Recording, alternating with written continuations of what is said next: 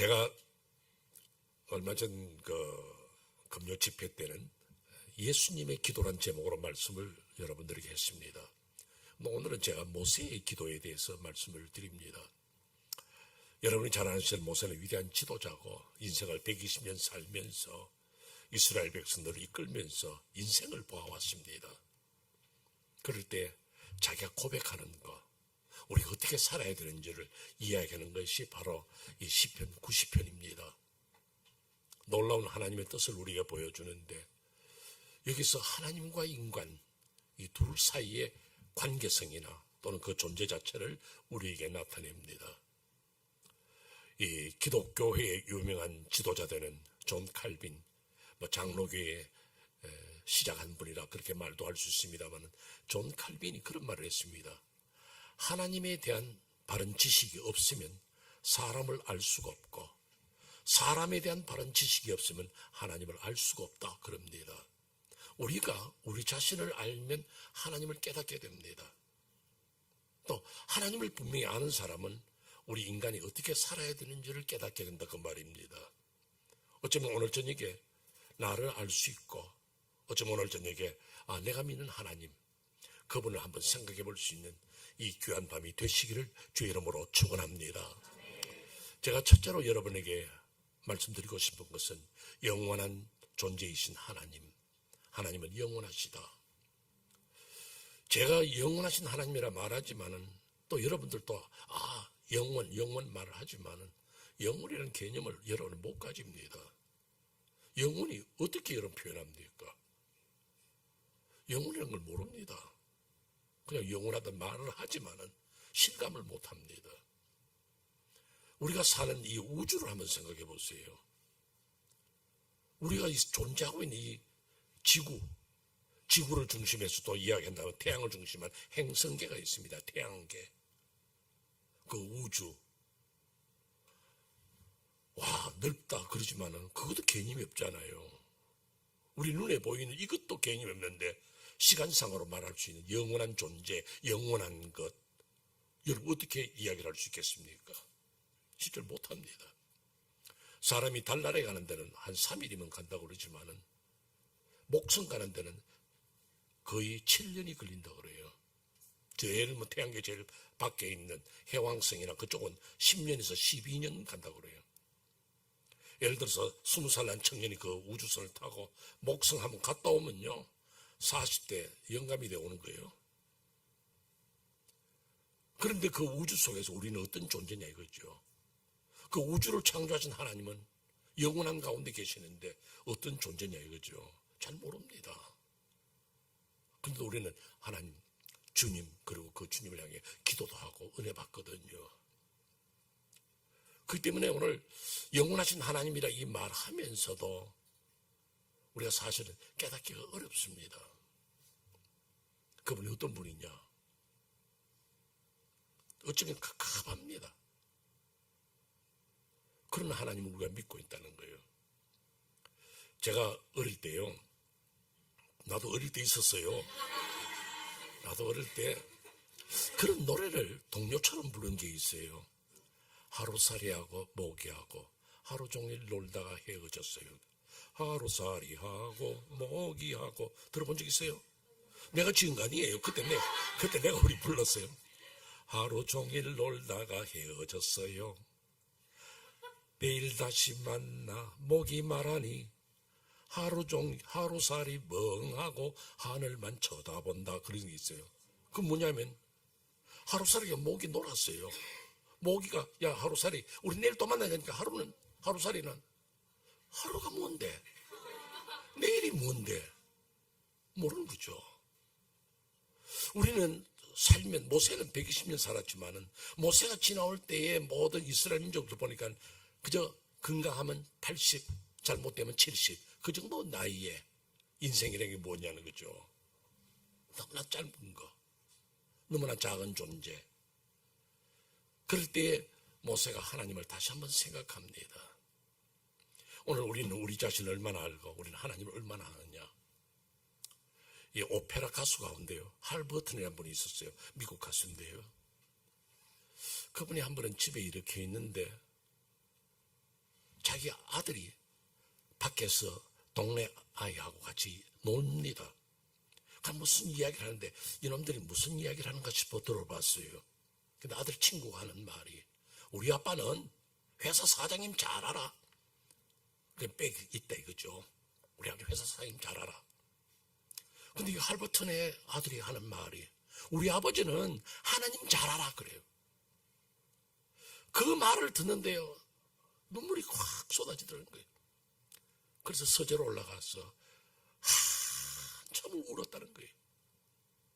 내 아들은 나를 보고 우리 아빠는 하나님 잘 알아 하는데 내가 과연 하나님을 알길 뭘 알아? 얼마나 알아? 무엇을 알아? 부끄럽다는 거죠.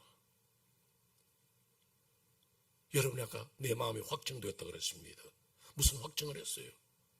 여러분 하나님을 얼마나 알았어요? 여러분 기도할 때 우리 주야 합니다. 그 주님이 어떤 분인 줄 아십니까? 그 주님이 어떠한 존재에게 여러분 그분 앞에 기도합니까? 그분은 내게 뭐 하실 수 있기 때문에 여러분들이 그분 앞에 매달립니까? 그냥 멍하니 주여 그럽니까? 독일에 가면 르벡주라고 북쪽의 그 해안가에 있는 주예요.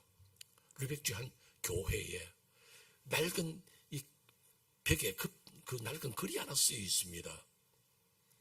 참 가슴 아픈, 제가 다 이야기를 드릴 수는 없어요. 거기에 뭐라고 써 있냐면, 너희 날 주라 부르면서도 따르지 않고, 너희 나를 빛이라 부르면서 우러러 보지도 않고, 내가 왜 너희의 주냐 이거죠. 얼마나 가슴 아픈 이야기예요. 여러분의 주님을 향해서 주야 할 때에 여러분은 주님과 나 사이가 주종관계로 나는 주님이 말씀하시면 그대로 듣겠습니다 하는 그런 귀한 자세가 여러분에게 있느냐 그 말이에요. 여러분 하나님을 잘 압니까? 영혼 속에 계신 그 하나님이 여러분의 삶을 어떻게 주재하시고 있거든요. 여러분은 알고 삽니까? 그렇지 않다면 주라 부를 자격이 없는 거예요. 그럼 오늘 중에 아이고 주님이라 부르지도 못하고 이거 어떡하지? 그러나 주님은 아십니다. 그러나 우리로 하여금 경계하는 말씀이 있습니다. 누가복음 이 말씀 있죠. 누가복음 6장 46절에 이 말씀합니다. 너희는 나를 불러 주여 주여 하면서도 어찌하여 내가 원하는 것은 행하지 아니하는가? 주라 잘 말해요. 저야. 그러나 우리가 주의 뜻대로 사는 얘기죠. 주께서 말씀하신 대로 성경의 원리대로 설교 들은 대로 우리가 그 말씀대로 사느냐? 그렇지 않으면 주라 부를 자격이 없다는 거죠. 참 가슴 아픈 말씀입니다. 그러나 오늘 우리가 깨닫게 하는 말씀이고, 오늘 우리가 이 밤에 모세가 우리를 향해서 그 영원하신 하나님 앞에 우리는 어떤 존재냐? 우리가 그 하나님 앞에 어떻게 살아야 되느냐? 이걸 우리가 깨닫는 이런 밤이 되어야 하는 것입니다. 참 그 아이러니컬한 이야기가 있습니다. 사도행전 10장에 보면 베드로가 기도합니다. 그때 환상 가운데 사람이 먹어서 안 되는, 특히 이스라엘 백성이, 특히 성도들이 먹지 말아야 할 부정한 음식이 보자기 내 귀에 매여서 내려옵니다. 들여다보니까 베드로가 들여다보니까 먹어서는 안 되는 부정한 음식이에요. 근데 하나님께서 먹으라 그럽니다. 그럼 베드로 말하죠. 주여, 나는 일평생 이런 거 먹어본 적이 없는 사람입니다. 먹을 수 없습니다. 그럽니다. 베드로가 3번 내려올 때마다 꼭 그 말합니다. 주여, 난 못 먹습니다. 그때 하나님께서 주님께서 하신 말씀의 결론이 뭡니까? 먹으라 그러면 먹으라는 거죠. 내가 깨끗하다 한 것을 너는 부정하다 말하지 말라는 거죠. 이 깊은 뜻은 네가 장차 만날 고넬료라는 사람은 이방 사람이야. 그에게 복음을 전하는 그 말인데, 내가 깨끗하다 한 것을 너는 주여 부르면서도 그러거든요. 이건 안 된다는 거예요. 내가 주님을 주라 부를 때에는 나는 그분 앞에 순종하고 그 뜻대로 살아야 할 책임과 의무가 우리에게 있다는 것을 가르쳐 주는 것입니다.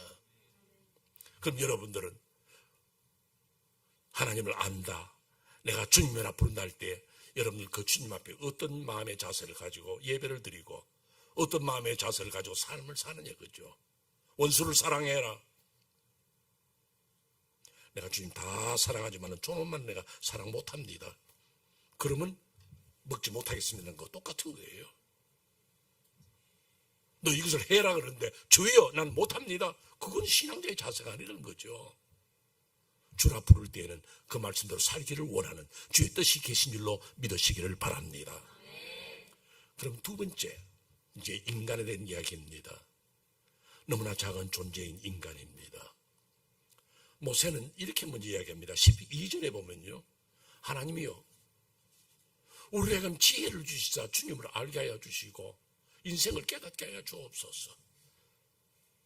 지혜가 있어야 하나님을 바로 알게 되고, 영의 눈이 떠져야 하나님을 바로 알게 되고, 영의 눈이 떠져야 나란 인간이 어떤 존재인지를 알게 된다, 그 말입니다. 나란 존재, 인간의 존재, 아까 말씀드린 것처럼 이 우주 속에서 너무나 작은 존재인 우리를 뭐라고 말했느냐.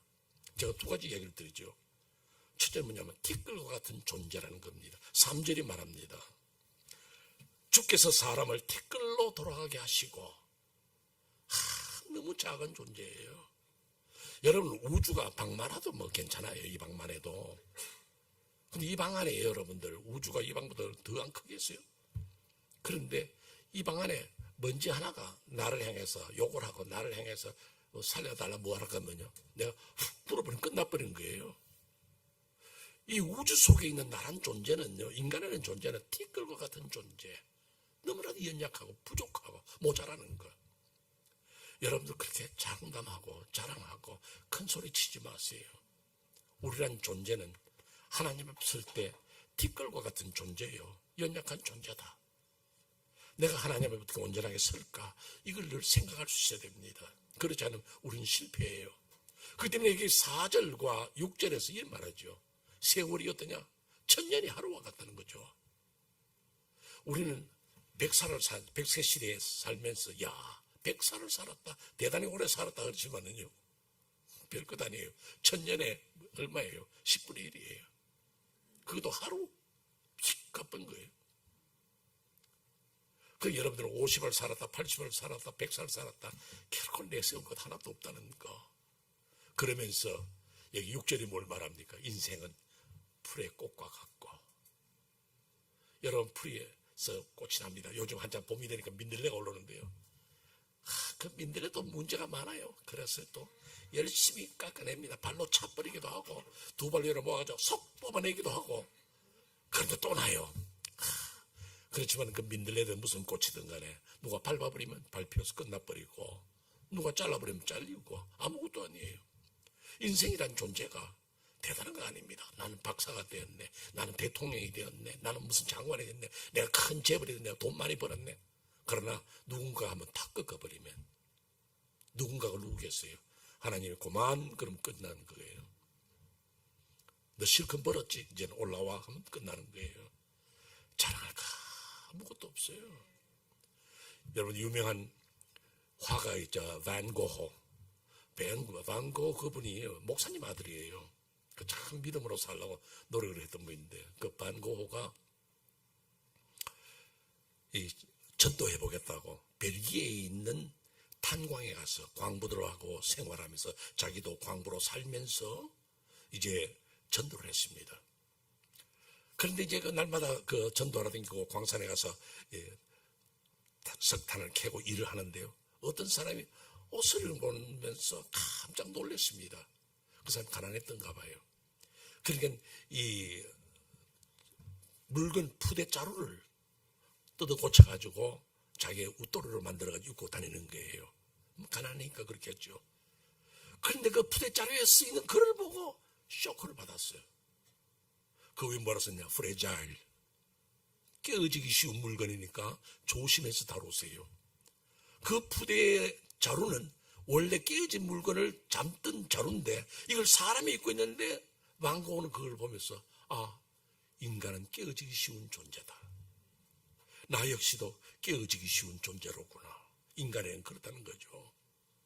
우리가 인간은 그런 줄 알아야 됩니다. 미국에 한 낙하산 병사가 있었습니다. 얼마나 낙하를 잘했는지요. 그 비행기에서 이게 낙하산을 또 뛰어내리잖아요. 그럼 착지할 때에 굉장히 조심해야 되는 거예요. 바람이 불든지 뛰어내릴 때 잘못 내리면 무릎을 다치고 사람이 부상당하는 거예요. 근데 이 사람은 비행기에서 뛰어내렸는데 50회를 뛰어내려도 한 번도 안 다쳤어. 대단한 사람이에요. 칭찬받을 만해. 그런데 그 사람이요, 제대를 했습니다. 제대를 해서 집에 들어오다가 카페트에 걸려 넘어져가지고 그 앞에 놓여있던 상에 넘어지는 바람에 갈비뼈가 4대나 부러진 거예요. 그럼 여기에서 잘 됐다고 저게 잘 된다는 보장을 못하는 거예요. 내가 공부를 잘했다고 인생이 성공하는 것도 아니에요. 내가 공부를 잘했다고 사업에 성공하는 것도 아니에요. 내가 결혼 잘했다고 내 인생이 행복한 거 아니에요. 우리는 얼마나 연약한 존재냐, 이걸 알아야 돼요. 여러분, 우리 스스로가 늘 깨달아야 되는 것은 인간이 얼마나 연약한 존재냐. 이제 여러분들, 지금은 좀 여러분들 덜해요. 아버지 젊었기 때문에. 또 여러분 연세 드신 분도 여기 좀 계십니다만은, 젊을 때는 모든 게 가능한 것 같아요. 뒷박질도 잘할 것 같고, 잠 안 자도 며칠을 지내면서 게임하고 놀 수도 있고, 다 괜찮은 것 같아요. 그러나 어느 날 이게 아닌데 하는 날이 있을 수 있다는 거죠. 내가 이렇게 약해. 내가 이렇게 무너져. 그럴 땐 상실감이 옵니다. 사는 게 뭔가. 참 괴롭고 힘든 우리 인생의 모습을 봅니다. 그래서 우리가 어쩔 줄을 모르죠. 그게 인간의 연약함을 이야기하는 거예요. 우리 인간의 연약함을 뭐라고 이야기할까요? 말로 못합니다. 그래서 여기서 하나 더 말씀드리는 건 뭐냐면, 연약한 존재인데, 티끌 같은 존재인데 하나님의 도우심으로 살자는 거죠. 아까도 여러분들 찬송도 그런 찬송 불렀습니다만, 우리는 아무 일을 만나도 의지할 것은 예수밖에 없고 그분밖에 없어요. 살아보니까 그렇더라고요. 목사니까 하는 말 아니에요. 누구든지 물어보세요. 인생 자기 의지 못합니다. 그렇기 때문에 이제는 주께서 말씀하시면 그대로 따르겠습니다. 오늘 이게 8절, 9절, 10절 보세요. 인간은 착하겠다, 착하게 살겠다 하지만 인간은 죄를 짓습니다. 8절 뭐라고 말합니까? 은밀한 죄를 주께서 아시고, 우리는 죄 짓는 인생이에요. 그러면서 9절은 뭐랍니까? 남는 것은 하나님의 진노와 형벌뿐입니다. 그렇게 연약한 존재예요. 누가 죄 짓고 싶어 짓겠어요? 그러나 결과적으로 보면 죄를 지었고, 결과적으로 보면 하나님의 형벌 속에 떨어질 수밖에 없는 인생이라는 것을 알게 되겠다는 거예요. 그게 어떻게 하면 내가 바르게 살까? 어떻게 하면 하나님 뜻대로 살까? 이걸 생각하면서 바른 길을 가려고 노력하는 것, 이것이 그리스도인의 자세고 티끌 같은 존재에 우리가 행할 일이란 거죠. 그렇다면 아버지께서 말씀하소서 우리는 그 말씀대로 살아가겠습니다는 거죠.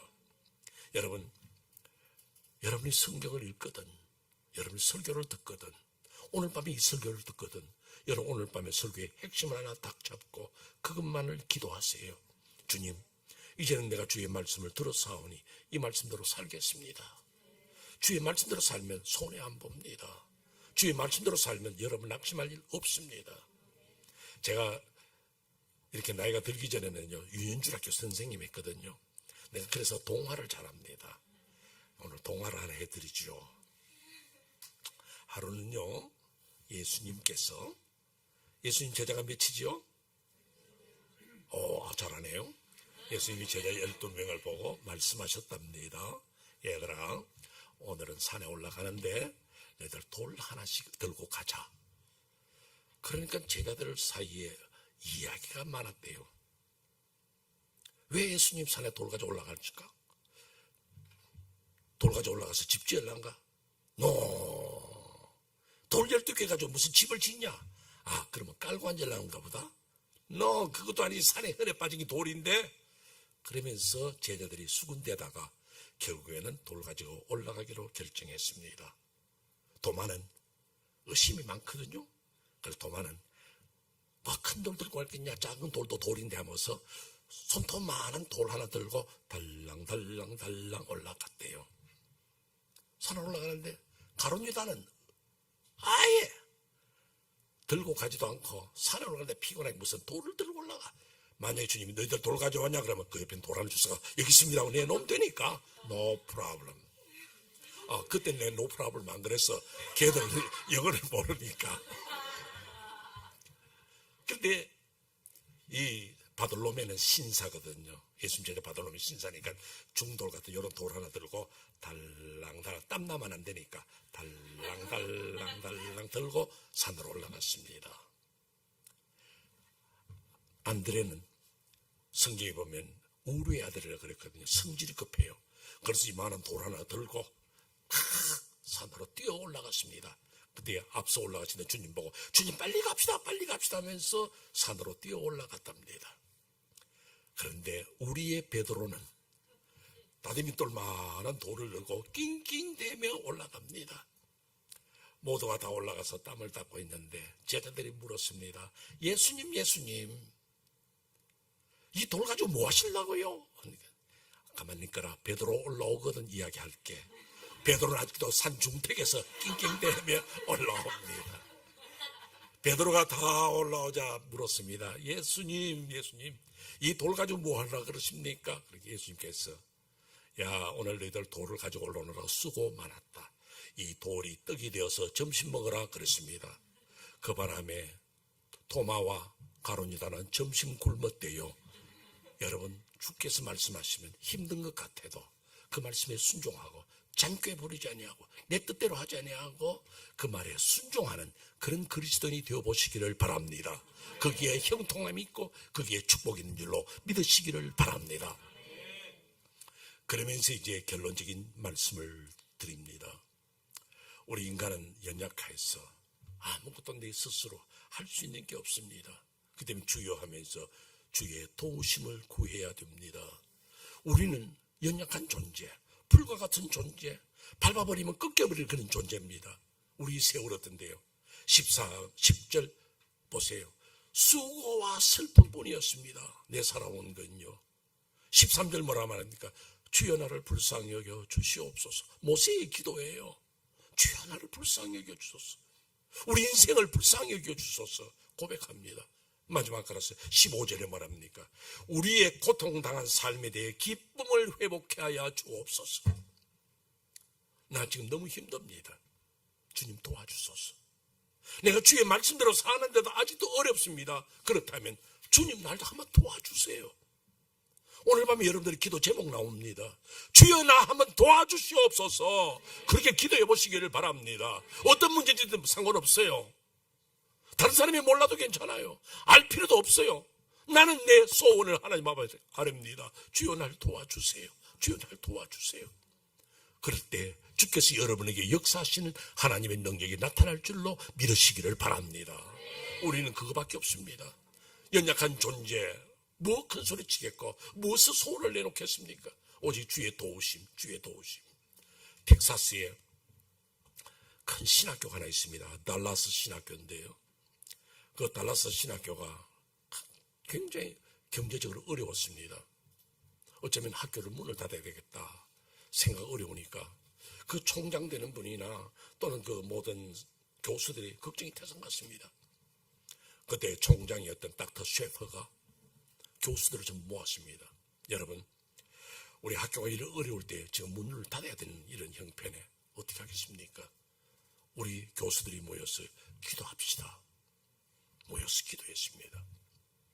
교수들이 돌아가면서 한 분 한 분 기도합니다. 하나님 우리 학교 살려주세요. 하나님 우리 학교 재정적으로 어렵습니다. 주의 복음을 전하기 위해서 신학교를 세우는데 이게 문 닫아야 됩니까? 하나님 도와주세요. 도와주세요. 도와주세요.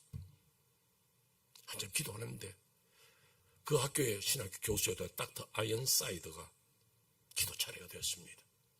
여러 교수들의 기도도 귀했지만 그분의 기도는 간단해요. 하나님 우리 학교 형편 아시죠? 도와주셔야죠.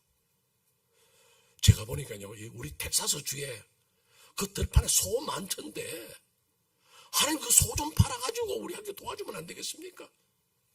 하나님 우리 학교 좀 도와주세요. 소 좀 팔아주십시오. 근데 그때 그 학교를 어떤 분이 카우보이 모자를 쓰고 큰 카우보이 장화를 신고 어떤 신사가 찾아왔어요. 그러면서 총장님 좀 만나겠다는 거예요. 그 세크레터리에다가 총장님 지금 기도회에 있어서 기도 중입니다. 안 됩니다. 마칠 때까지 나 그때까지 못 기다려요. 기도하는 분인데요. 그러니까 그래도 내가 지금 당장 만나고 난 가야 될 사람이니까 지금 비행기 시간이 있으니까 난 가야 되니까 좀 만나자는 거예요.